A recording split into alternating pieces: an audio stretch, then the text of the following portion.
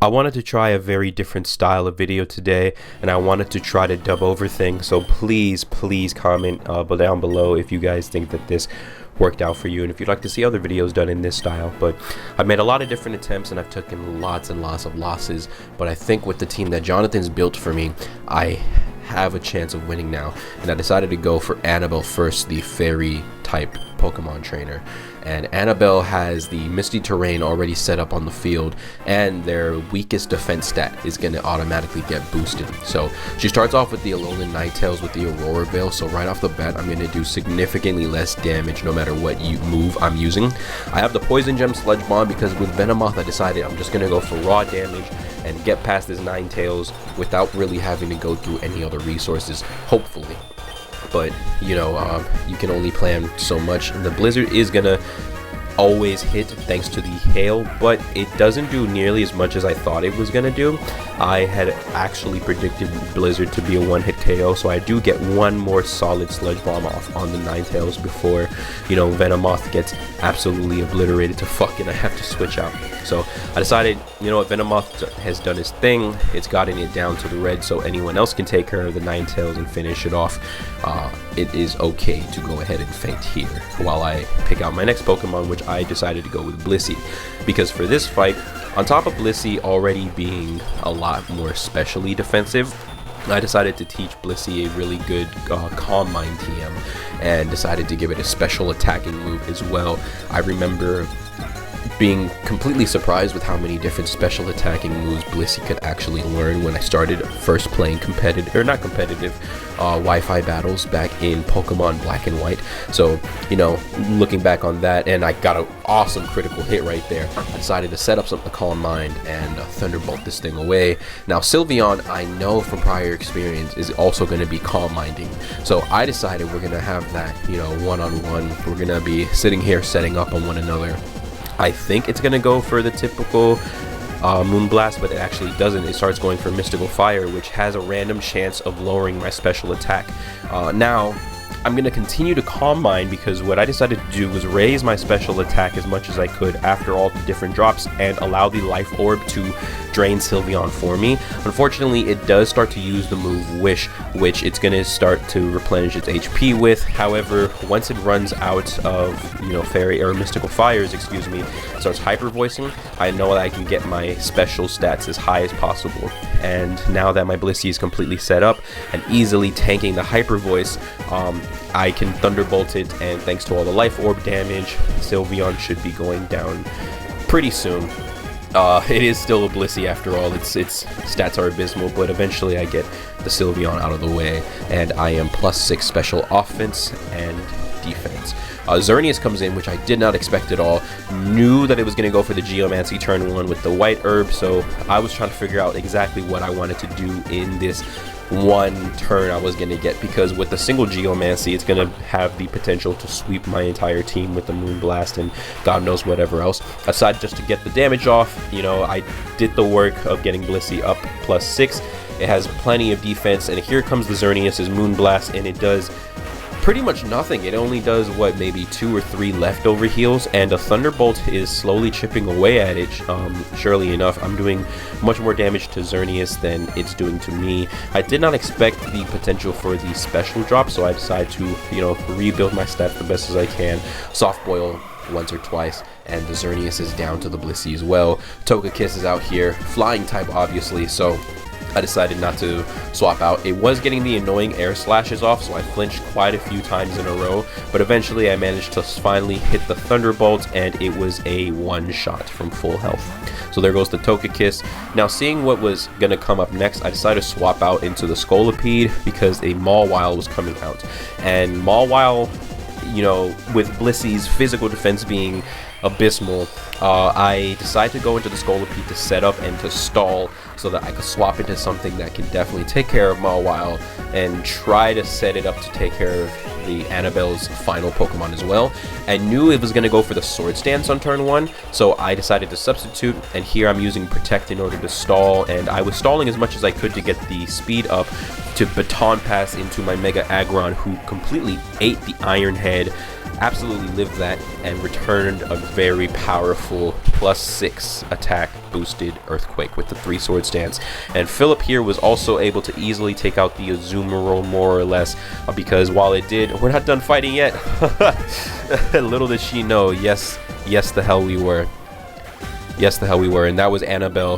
That fight was, I think, some of the best strategy I've had, and I decided to go for Penny, the dragon trainer, right down one door to the right. And this was interesting for me. I was able to sweep most of her team trying out Garchomp, just trying to scout the teams, but there is a legendary that gave me a lot of trouble that Jonathan prepared me for. So, you know, expecting the Tyrantrum and Goodra, I went for Sceptile and Blissey combo, and with the rainbow here on her field, it increases the chance of secondary effects taking place. So their Rock Slide thankfully didn't flinch. I got my own Rock Slide off, hoping to flinch the Goodra. It didn't. It still got its Muddy Water off. I did dodge once, and Blissey's Blizzard completely missed both of them. They returned with the Rock Slide, which killed the Sceptile, unfortunately, and Goodra hit my Blissey with the Sludge Bomb. It ate it, but now it's poisoned. It did manage to land the Blizzard, though, and Blizzard managed, with the Rainbow, to freeze both of Penny's Pokemon. So, seizing this opportunity, I decided to set up with Scolipede and Venomoth and try to get into a good enough position.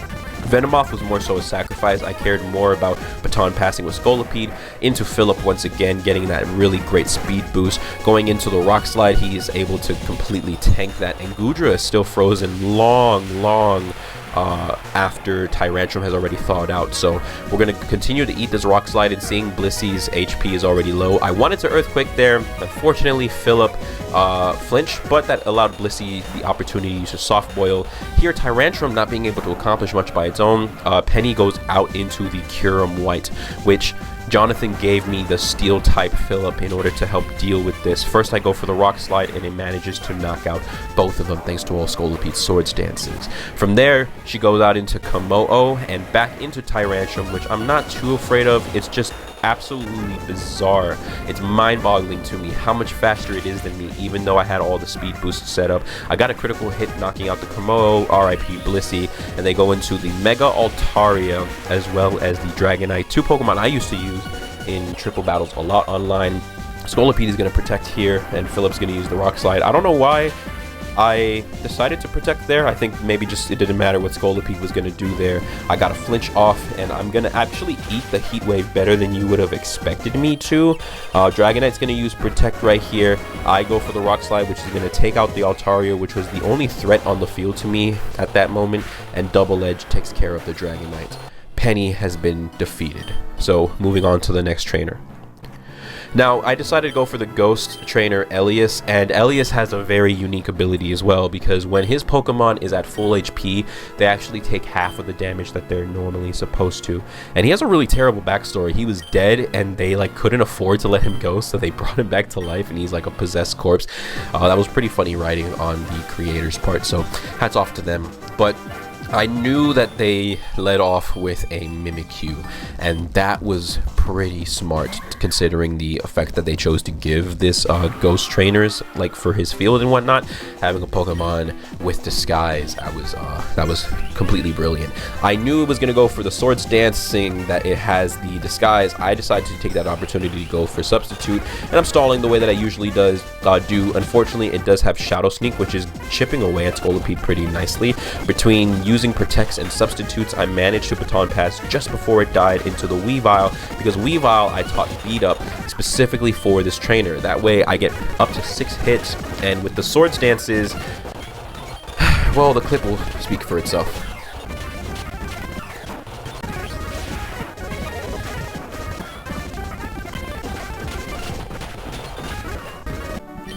That was a beautiful crit on the Giratina, by the way, but Elias has been defeated. Now, the final Elite Four member was the one that I had the most trouble with, and the reason that this video took so long to get out is Mole Man, and I actually never ever got past his first 2 Pokemon. With all the other trainers, I either swept them completely, or I got to see half of their team before they killed me. Mole Man, I never got to see more than 2 out of his 6 on Insane Mode, and he has the Mega Aerodactyl with the Exadrill, and the Sandstorm does more damage than normal. I gave Venomoth the Quick Claw so that it could hopefully get to move first, and I honestly had to sit here and keep redoing this fight until the Quick Claw managed to finally pop, and I managed to sleep powder the Excadrill. Both of these Pokemon tend to go for the Rock Slide, however Aerodactyl can occasionally wide guard, which I think it does right around here, and it didn't. No, it decided to go for the Rock Slide as well, seeing two bugs on my side of the field. Scolipede just barely managed to live that, and Venomoth of course goes down after only a single sleep powder, and Scolipede flinches, unfortunately for me, dying to the extreme sandstorm. So from there I'm gonna have to go out into Blissey and Mega Aggron. Blissey gets taunted, but thankfully I went for Ice Beam anyway, so the taunt didn't end up mattering whatsoever. Philip here is going to use the Rock Slide to attempt to hit both of them. Thankfully, I didn't see the wide guard there. They Rock Slide me back, and Excadrill is still asleep, Philip, and I swapped the Blissey out for the Sceptile here so that it can start Giga Draining. I gave it the Big Root, so it gains more HP than it's actually doing in damage to the Excadrill, which is always really nice. One Iron Tail, you know, took care of the Aerodactyl, no problem. Sceptile is taking a tremendous amount of damage thanks to the Vicious Sandstorm, and here comes Landorus, the legendary. Excadrill protects, and with this chance I say, okay, I gotta chip away at the Landorus. It is the most problematic Pokemon for me right now, despite this beast of an Excadrill. And Landorus of course goes for EQ, and Philip eats that so much better than I ever would have expected, especially for a ×4 effective move. So I was beyond impressed with Mega Philip, and Sceptile of course ate that, being it's resisted. Excadrill goes balls to the wall and EQs me as well. Since it doesn't have any sort of effect on the Landorus. I do regain most of Sceptile's HP with this next Giga Drain, getting him back up into maybe 90%, I would guess. The Rock Slide does not take out Philip, which I really thought it would have, and I didn't get the flinch, so I got to Rock Slide them in return. There goes Landorus out of the scene.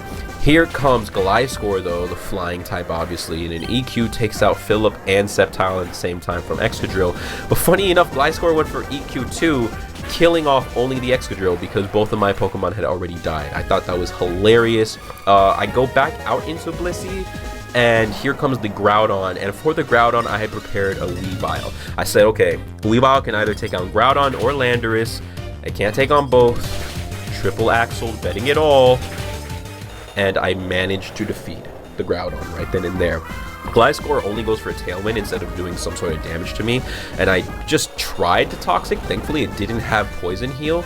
Here comes the Quagsire. Gliscor is Earthquaking once again. I try to Triple Axle the Quagsire after getting some sort of damage off on it, and I do manage to knock it out, so it is no longer a problem to my team. Blissey unfortunately misses that Ice Beam there, but the Mole People never give in, so he's determined as ever to beat me after knocking out the Weavile, leaving me only with the Blissey, who was healing back and forth. I finally managed to get off an Ice Beam, and after letting the Toxic do its work, Blissey has won the battle, and I have defeated the Mole Man, and thus defeating all members of the Elite Four. I had never made it to this point in the game before, and I was really excited, but I knew, especially once I saw that mark on the ground, that there was going to be one final battle. Thankfully, I had already prepared my Pokemon and taught some new moves to some of them as well. I just didn't expect it to be Jax, and he was talking about how the professor and his grandfather used to be rivals, but how Arthur had always beaten the professor, and the professor never won, and that's why they sent us on these journeys, to live through us vicariously. So here we are, at the very end of my journey, and we were going to do anything it took to beat the man who was standing right in front of us. And I would think that it was going to happen fair and square, but Jax had a couple of different surprises for me that I just could never have prepared myself for. So not only was it a double battle, but Jax decided that he wanted to lead off this battle with both a Salamence and a Golurk, which already threw me off because he did not have his Staravia on this team. Venomoth and Blissey I decided were going to be my best bets because Venomoth can either do a little bit of damage, or I was fine with it being a meat shield, and manages to dodge the dual wing beat though and hit the sleep powder on the Salamence even though the Quick Claw did not pop. However, Golurk is going to go ahead and hit the Earthquake right here, and Venomoth manages to live the EQ stab. Blissey, I knew was going to be taking a lot of damage there, so I decided to soft boil. Venomoth, being faster than Golurk, manages to get off the sleep powder on Golurk as well, setting me up for success.